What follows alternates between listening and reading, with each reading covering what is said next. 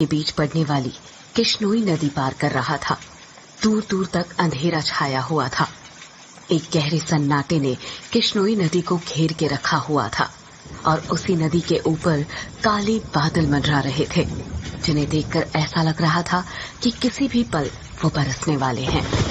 नदी में घुटनों तक का पानी था, जो धीमी रफ्तार के साथ बहे जा रहा था। विराट के एक हाथ में मोबाइल का टॉर्च था तो दूसरे हाथ में साइकिल का हैंडल। विराट पैदल पैदल मोबाइल के टॉर्च की रोशनी के सहारे नदी पार कर ही रहा था कि तभी उसका मोबाइल फोन बजने लग जाता है।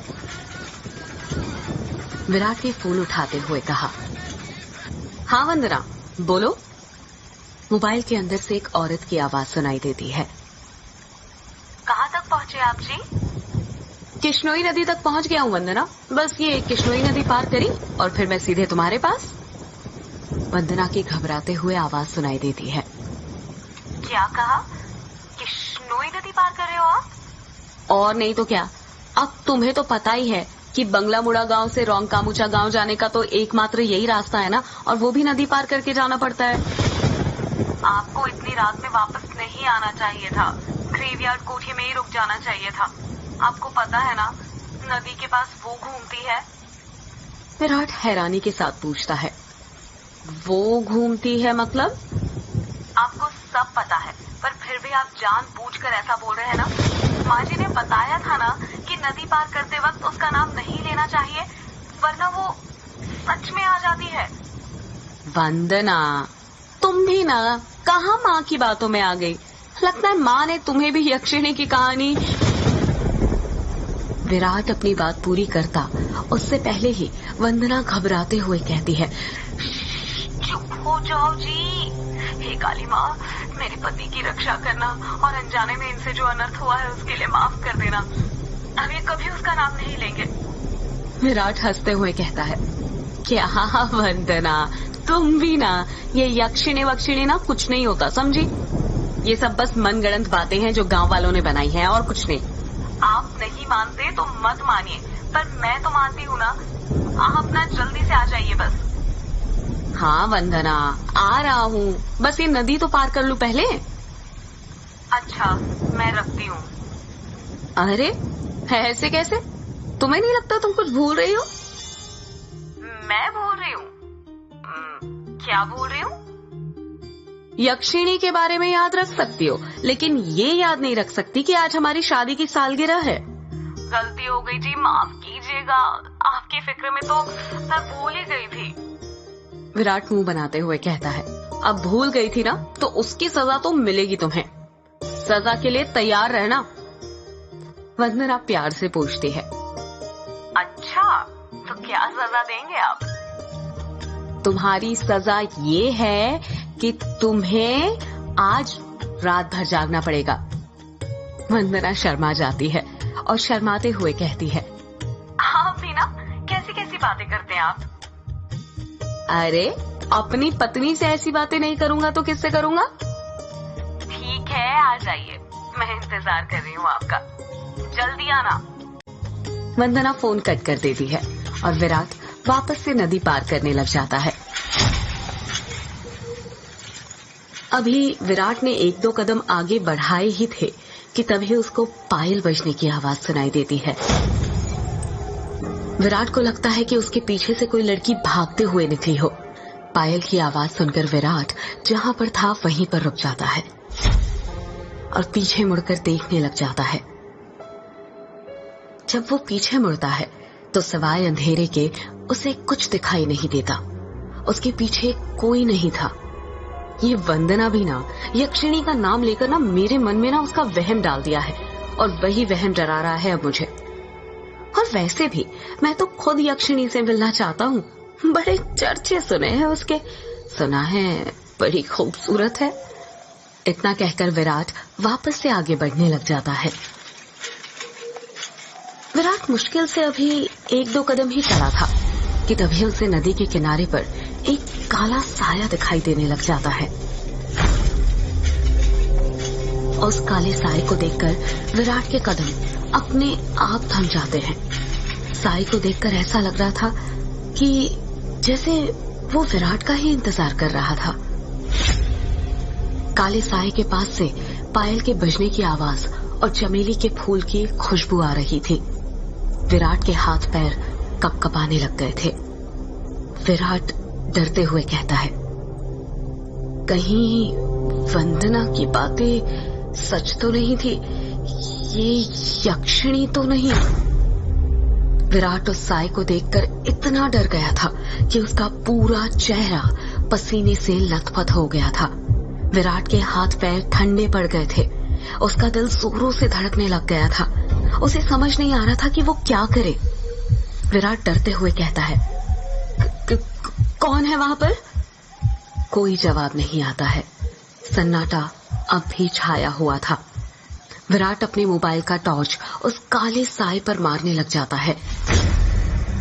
जब उस टॉर्च की रोशनी उस काले साए पर पड़ती है तो विराट देखता है कि वो साया और किसी का नहीं बल्कि एक लड़की का था। नदी के किनारे पर एक बहुत ही खूबसूरत लड़की खड़ी हुई थी, जिसकी उम्र करीब 24 साल और लंबाई 5 फीट 2 इंच थी। उसकी लंबी सी गर्दन, गुलाबी से होंठ, बाल खुले हुए जो उसके कमर तक आते थे, उसका गोरा बदन और उसी गोरे बदन पर उसने काली साड़ी पहन रखी थी। वो लड़की किसी अप्सरा से कम नहीं लग रही थी। वो इतनी खूबसूरत थी कि कोई भी मर्द उसका रूप देखकर अपनी हदों को भूलकर उसकी बाहों में मदहोश होना चाहेगा। वो लड़की अपने हाथ से विराट को इशारा करते हुए अपने पास बुलाती है। उस लड़की को देखकर विराट भूल गया था कि यक्षिणी जैसी कोई चीज भी होती है। विराट अपनी साइकिल को वहीं पर छोड़ देता है और जल्दी जल्दी उस लड़की के पास जाने लग जाता है, जैसे उसके बदन में कोई आग लग गई हो। विराट उस लड़की के पास जाकर उससे धीरे से पूछता है, कौन हो तुम और यहाँ पर क्या कर रही हो? क्या नाम है तुम्हारा? लड़की अपने चेहरे पर मुस्कान लाते हुए कहती है, नाम में क्या रखा है? जो रखा है काम में रखा है। कैसा काम? लड़की विराट की आंखों में देखते हुए कहती है, वही काम जो तुम घर पर जाकर अपनी पत्नी के साथ करने वाले थे। तुम उसे आज रात भर जगाना चाहते थे ना? क्या तुम मुझे नहीं जगाओगे? उस लड़की की आंखों में एक नशा सा था, जिसे देखकर विराट सब कुछ भूल गया था। ऐसा लग रहा था जैसे वो उसके वश में आ गया हो। विराट भी उस लड़की की आंखों में देखते हुए कहता है, हाँ क्यों नहीं, मैं तुम्हें आज रात क्या, कल परसों नरसों हमेशा जगा कर रखूंगा। कभी नहीं सोने दूंगा तुम्हें। इतना कहते ही विराट उस लड़की को अपने सीने से सटा लेता है और अगले ही पल दोनों नदी के रेत पर निर्वस्त्र पड़े हुए थे। दोनों के जिस्मों की गर्मी से रेत उनके शरीर पर चिपक गई थी। उस लड़की के बदन में से चमेली के फूलों की खुशबू आ रही थी। लड़की नीचे थी और विराट उसके ऊपर। विराट के माथे की पसीने की बूंदें ये साफ जाहिर कर रही थी कि वो थक चुका था और उसके बदन की सारी ताकत खत्म होने वाली थी। पर उस लड़की का चेहरा देखकर ऐसा लग रहा था जैसे अभी तो कुछ हुआ ही नहीं था।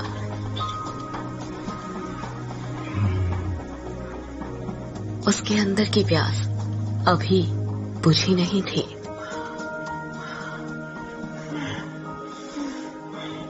विराट अपनी चरमोत्कर्ष अवस्था में पहुंचने वाला था और कुछ ही पल में वो उस लड़की के बदन पर ध्वस्त होने वाला था। तभी उसकी नजर उस लड़की के वक्ष पर पड़ती है और वो देखता है कि उस लड़की के वक्ष पर धीरे धीरे झुर्रियां आने लग गई थी। उसके हाथ पैरों की नसें बाहर निकलने लग गई थी। उसके बाल काले से सफेद होने लग गए थे। देखते ही देखते वो लड़की अचानक से बूढ़ी औरत में तब्दील हो जाती है। ये सब देखकर विराट की आंखें फटी की फटी रह गई थी। उसका गर्म बदन अचानक से ठंडा पड़ गया था। विराट कांपते हुए कहता है, कौन हो तुम?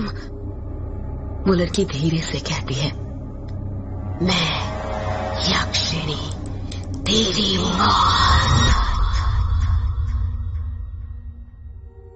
ये सुनकर विराट के रोंगटे खड़े हो जाते हैं और वो झट से उससे दूर हटने लगता है, पर उसी वक्त यक्षिणी उसे अपने दोनों हाथों से पकड़ लेती है और कहती है, अभी कहाँ जा रहे हो प्रियतम?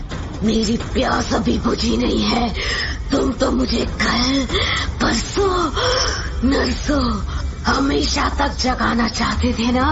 क्या हुआ, थक गए या डर गए मेरा असली रूप देखकर? विराट उसका खौफनाक चेहरा देखकर इतना डर गया था कि कुछ भी नहीं बोल पा रहा था। उसको यक्षिणी की आंखों में खुद की मौत नजर आ रही थी। यक्षिणी गुस्से में कहती है, वासना की प्यास में तू ये भूल गया कमीने कि तेरी पत्नी वंदना तेरा घर पर इंतजार कर रही है और तू यहाँ पर मेरे साथ। तुम मर्द कभी एक स्त्री से प्यार नहीं कर सकते। तुम्हारी हवस कभी खत्म नहीं होने वाली। इतना कहकर यक्षिणी अपना हाथ विराट के सीने पर रख देती है। यक्षिणी के लंबे लंबे काले नाखून थे जो चाकू की तरह पैने थे। विराट डरते हुए कहता है, नहीं नहीं, ऐसा मत करो, जाने दो मुझे। जाने ही तो दे रही हूँ। पहले बटोला, पहले बटोला, पहले बटोला। इतना कहकर यक्षिणी अपना हाथ विराट के सीने के अंदर घुसा देती है और उसी वक्त जोर से काले बादल गरजने लगते हैं और बारिश होने लग जाती है। विराट के शरीर का खून नाखूनों के सहारे यक्षिणी के शरीर में जाने लग जाता है। जैसे जैसे खून यक्षिणी के शरीर के अंदर जा रहा था, वो वापस से जवान होते जा रही थी। यक्षिणी वापस से अपने पुराने रूप में आ गई थी और विराट का शरीर सूखकर सफेद पड़ गया था। उसके अंदर खून की एक बूंद तक नहीं थी, पर उसकी धड़कनें अब भी चल रही थी। यक्षिणी अपना मुंह विराट के कान के पास ले जाती है और फुसफुसाते हुए कहती है, राम नो राम रो, राम रो, राम नो राम नो, राम रो। इतना कहकर यक्षिणी अपना खून से सना हाथ विराट के सीने से बाहर निकालने लग जाती है। जैसे ही यक्षिणी अपना हाथ विराट के सीने से बाहर निकालती है, विराट अपना दम तोड़ देता है, क्योंकि यक्षिणी के हाथ में विराट का दिल था जो सिकुड़ चुका था। अगले ही पहल यक्षिणी विराट का दिल लेकर गायब हो जाती है, ठीक उस तरह जिस तरह बारिश की बूंदें होती है।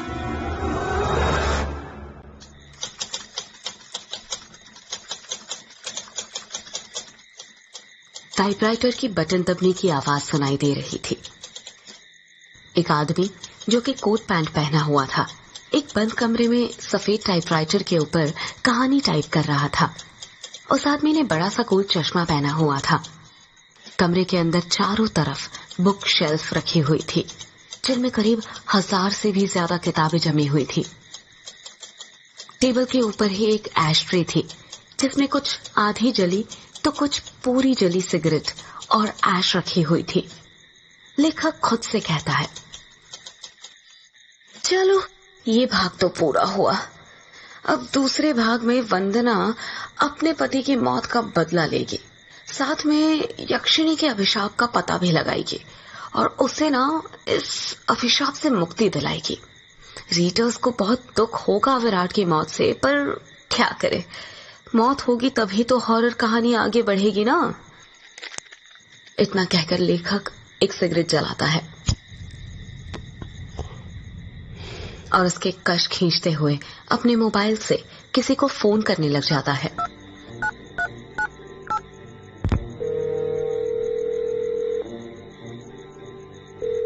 फोन के अंदर से उबासी लेते हुए आवाज सुनाई देती है, हेलो, कौन? हेलो जगदीश, वो मैं बोल रहा था कि कहानी तैयार हो गई है। अच्छा सर, आप है? क्या कहा आपने? कहानी तैयार हो गई? ये तो बहुत अच्छी बात है सर, पर बुरा मत मानिएगा सर। ये बात आप मुझे सुबह भी तो बता सकते थे, इतनी रात में कॉल करने की क्या जरूरत थी? लेखक सिगरेट का कश खींचते हुए कहता है। क्या कहा? इतनी रात में? आखिर अभी वक्त ही क्या हुआ है? बस। लेखक ने इतना कहा ही था, तभी उसकी नजर उसके हाथ की पुरानी सी वॉच पर पड़ती है और वो देखता है कि रात के 3:05 हो रहे थे। लेखक अपनी गलती महसूस करते हुए कहता है, अरे 3 बज गए, इतनी रात हो गई। मुझे तो पता भी नहीं चला, मुझे तो लगा अभी 9-10 ही बज रहे होंगे। कोई बात नहीं सर, मैं समझ सकता हूँ। आप इतनी लगन के साथ इतनी कहानी लिखते हैं कि आपको वक्त का एहसास ही नहीं होता। हाँ, ये तो है। देखना, जब ये किताब आएगी ना तो लोगों के रोंगटे खड़े हो जाएंगे। रात भर जाग कर ये कहानी लिखी है मैंने। वो तो होनी ही है सर, आखिर आपकी कहानी में जान होती है, इतनी जान कि सोए हुए मुर्दों को भी जगा दे और उनको भी कहानी सुनने के लिए मजबूर कर दे।